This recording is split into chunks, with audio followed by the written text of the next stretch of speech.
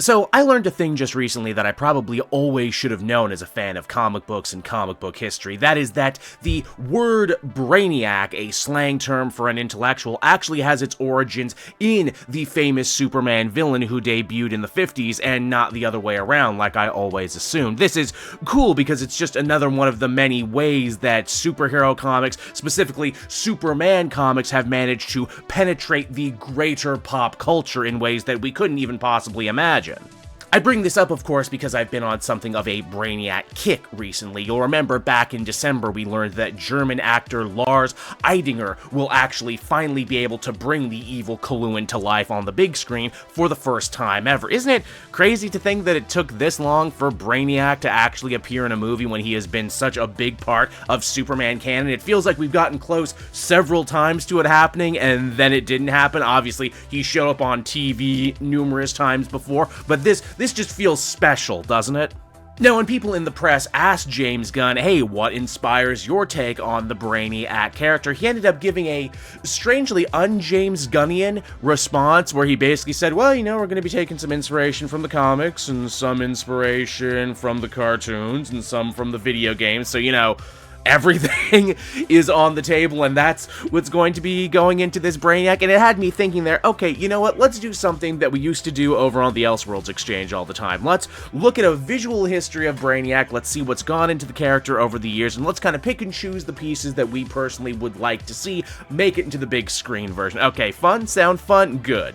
So, the original Brainiac is an unabashedly Silver Age creation. He looks like a Martian. He looks like an oh-so-classic science fiction take on what a spaceman would look like. He's got green skin, purple accents, some nodes on his head, though those aren't always there, interestingly enough. And he actually had his own animal sidekick in the form of Coco the monkey. If you had just seen the last season of the Harley Quinn animated show, you would know they actually used that character in that series, and considering how much James Gunn loves animal sidekicks, especially very marketable animal sidekicks, I would be not shocked at all if Coco the monkey actually makes an appearance alongside Brainiac in the new movie. I mean, the scene basically writes itself. Imagine Crypto the super dog versus Coco the Brainiac monkey. I mean, come on, that's gonna put butts in seats, I can tell you right now. I'm happy just thinking about it.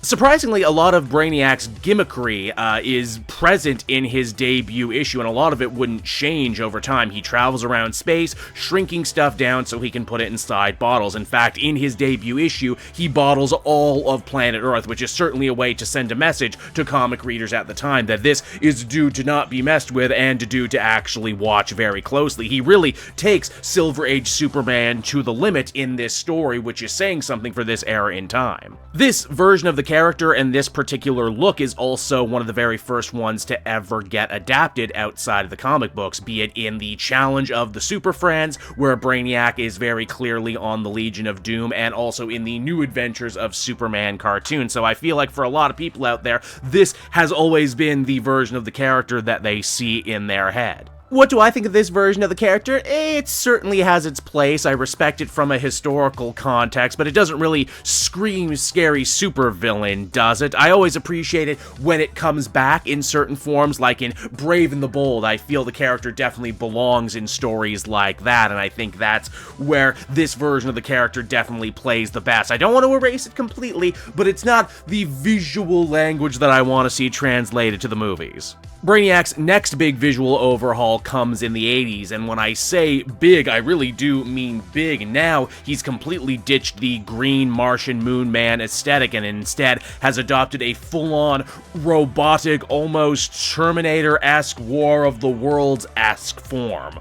This version of the character is definitely more intimidating than his original counterpart, but I feel he's not nearly as iconic anymore. This version of Brainiac feels like it could be any sort of generic evil robot running around comics, which is a shame, because there are at least one or two really nice artist renderings of this particular version of the character, but for whatever reason, outside a couple more animated appearances, this version of the character has never really stuck in one way or another. From there, we move on to the late 80s, early 90s, crisis happens, John Byrne takes over the book, and then some really interesting developments happen in the world of Brainiac. For one, He stops being the alien Brainiac and instead starts being a human circus mentalist named Milton Fine, a guy who calls himself the amazing Brainiac. This guy had actual real psychic powers and was also maybe a conduit for the alien being known as Vril Drox. It's because of that he ends up catching the eye of the Coluans, because Vril Drox was the guy who overthrew the computer overlords. It's really deep canon here. It starts getting really crazy. It goes wild. And the costume itself, well,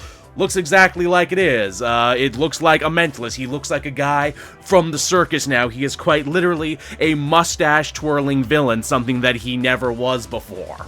I feel like this version of the character actually does get love and appreciation because it was part of such a landmark run on the Superman books, and because of that, the character does come back every so often in some really surprise appearances. Just recently, in fact, in the Joshua Williamson book, when they were doing the whole Brainiac Queen storyline, when Brainiac went across the multiverse to find different versions of himself to recruit for the project, the weirdo Milton Fine version was one of those versions of the character, so there's definitely some love for Milton Fine as a Brainiac. Do I think this version will in any way inspire the movie? I mean, maybe if Brainiac needs to briefly take a human form and maybe a human name, that's just sitting there. That's definitely something the fans would appreciate. Now, from here, we're actually going to leave the comic books for a little bit, because the biggest development in Brainiac's overall style actually happens in Superman the Animated Series. In the episode Stolen Memories from 1996, we are introduced to Brainiac. Now, technically, he was actually in the first two-part episode,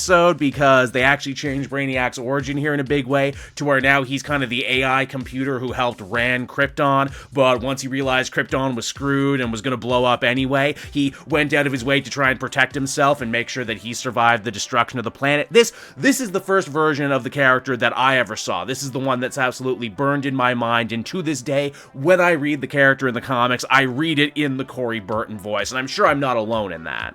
The design itself is actually quite a departure from everything we had ever seen before in the comics. Now he's a lot sleeker, a lot more modern, a lot more machine, a lot less alien, and honestly, really damn cool if you ask me. The best thing they did is they actually kept the 3 little brain nodes on his head, and that would actually end up becoming a major part of the character's overall style moving forward. The show also just treated him really good too. Like I said, now he's baked into Superman's origin from the very beginning, and even before he shows up, you know this guy's a big deal. They also kind of change up his raison d'etre too. Now, yes, he's out there shrinking down civilizations and trying to, hoard all this knowledge for himself, but also his relationship with Superman takes on this extra dimension where now he is like the last great creation of Krypton, or at least he views himself as the last great creation of Krypton, and that he should be able to exist and long outlive that civilization,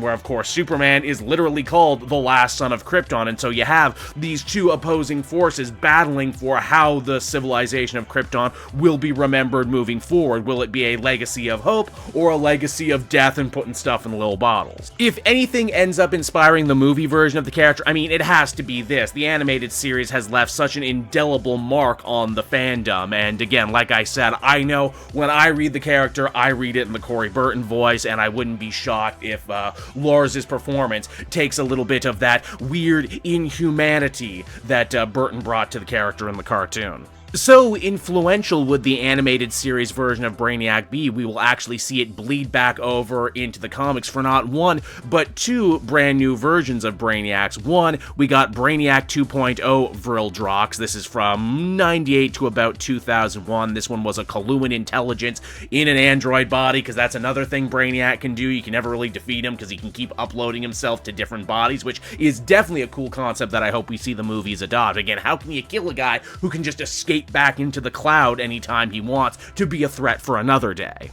Then we have the cybernetic nanoswarm version from like 2005 to 2007. I always liked this version of the character. It looked, very, very beefy. A surprising thing that the comics do that the cartoons didn't is that they actually keep the green. They really keep the green face. They don't make him all robotic, and it's compelling to me because, Brainiac is one of those characters who has been a robot, an android, a cyborg, an AI. He's basically been anything and everything, and I think it's part of the reason that the character is so enduring over the years, because basically any of the fear we have about technology, especially new technology, we can pretty much grasp onto Brainiac entirely, and it doesn't stop here, it keeps going even right on to the modern era.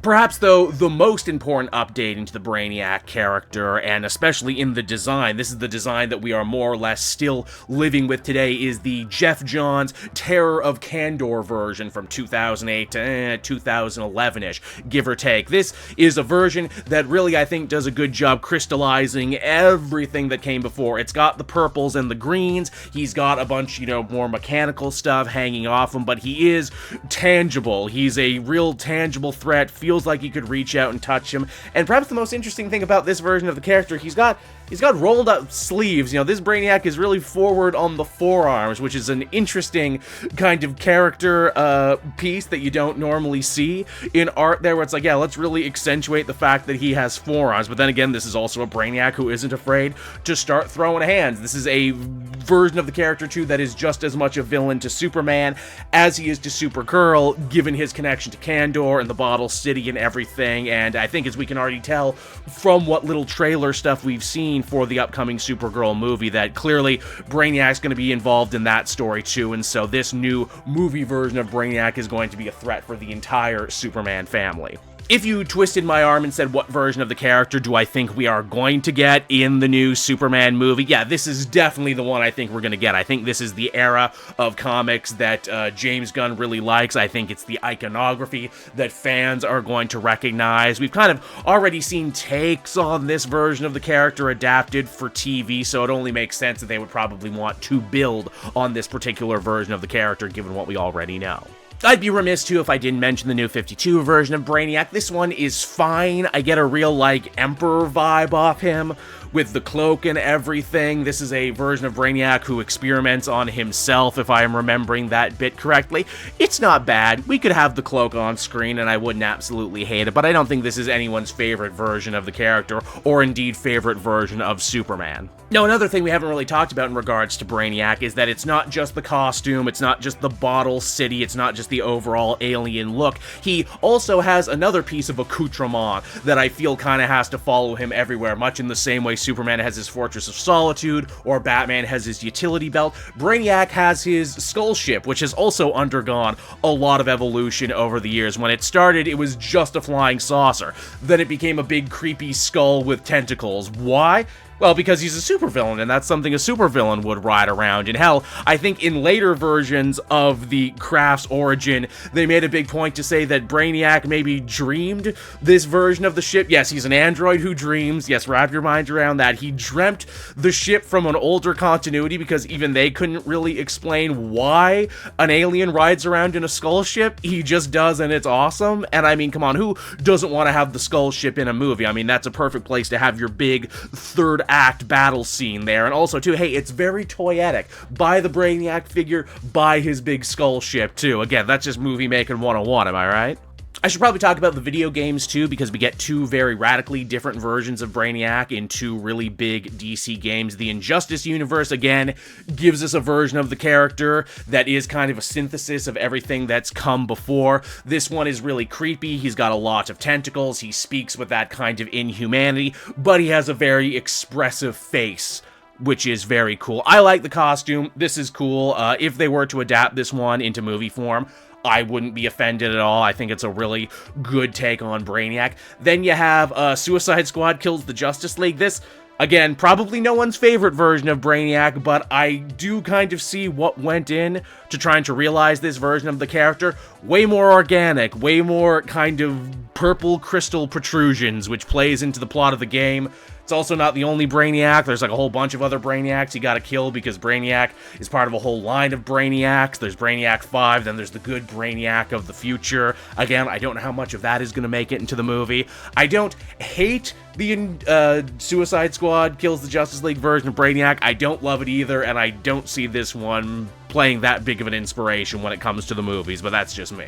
Now, before everything is said and done, we gotta talk about the two newest versions of Brainiac, one from the comics and one from a cartoon. The one from the comics I'm, of course, talking about is the Absolute version of Brainiac, which, much like everything else in the Absolute universe, is a complete, from-the-ground-up remix and remastering of everything that's come before. Once again, Brainiac is from planet Kalu, but he is not a super genius, he is not a super scientist, he is a cog in the machine, he is simply a pleb who dares to question his place in the universe, eventually ends up throwing off the shackles of all the other Brainiacs and coming to Earth, where he becomes basically a chop-top looking horrible nightmare monstrosity. Yeah, this is definitely the scariest version of Brainiac we've ever got. He's got chainsaw hands, he's just gross. There's just something deeply wrong with this version of the character, and I positively love it from that standpoint. He also serves as a nice little counterbalance to the very blue-collar Absolute Superman. Brainiac was born under similar circumstances, but, you know, where Superman fights to keep everyone free,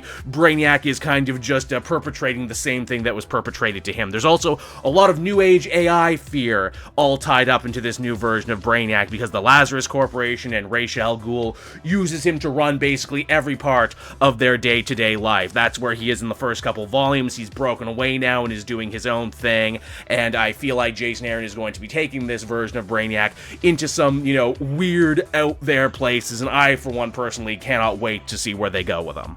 This is another one of those instances where, yeah, they could probably just adapt this new Absolute version of the character to the screen, and I don't think anyone would be offended. Yeah, I'm sure some purists out there would probably have liked an older, more traditional Brainiac, but I mean, if you really want to do something new and unexpected and out of left field and have people talking, adapting this version of the character is certainly a way you could go with it. And lastly, a newer take on Brainiac that I think we positively have to talk about is the one from My Adventures with Superman. This one is easily the biggest departure from anything else we've ever seen Brainiac in the other comics, cartoons, video games, anything. This one is 100% alien, 100% otherworldly, 100% inhuman and mechanical. They actually do some really good faking out with this character and Supergirl in the show, where you don't actually know who the real big bad is going to be until it's revealed to be Brainiac. He essentially raises Supergirl in this universe to be his tool of destruction. His origin is also very deeply tied into how Krypton in the world of that show was destroyed. In that show, in case you didn't know, the Kryptonians are a more warlike kind of race there, and running their war machine is the Brainiac AI. The big twist is that the Brainiac in this show ends up destroying all of Krypton when he learns that the Kryptonians are trying to change their warlike ways and trying to become a more peace-like people. That's a really smart idea. It works really well in the show, and it could actually work really well in the movies, too. I know a lot of people are still torn on the Jor-El Lara twist from the new Superman movie about them secretly being evil, or at least, you know, evil by our standards, maybe not even particularly evil by Kryptonian standards. I don't know, we weren't on the planet. This is a direction that they could very easily go into with Brainiac to kind of have their cake and eat it, too, because we still don't know what destroyed Krypton in this new universe. It could very easily have been Brainiac. It also feels like a pretty easy layup, too, when it comes to the whole AI fear thing, too. You know, they put too much faith in this machine that turned out to be evil, and then the machine destroyed all of them. I mean, that basically writes itself, doesn't it, for a movie? Again, I think James Gunn is the sort of guy who would probably want to zigzag around expectation and probably do his own thing, but that's definitely a direction that they could consider going into. But yeah, there you have it, everyone. A little talk about Brainiac. I'm sure I missed some ones here and there. I was just talking about the ones that, you know, really lit a fire in me creatively. If I did miss your favorite version of Brainiac, please tell me down below. Let's keep the conversation going. And hey, if you like these videos where I do kind of, you know, evolutions on looks for heroes and villains from throughout comic history, let me know, because chances are I will most definitely be doing something like this again.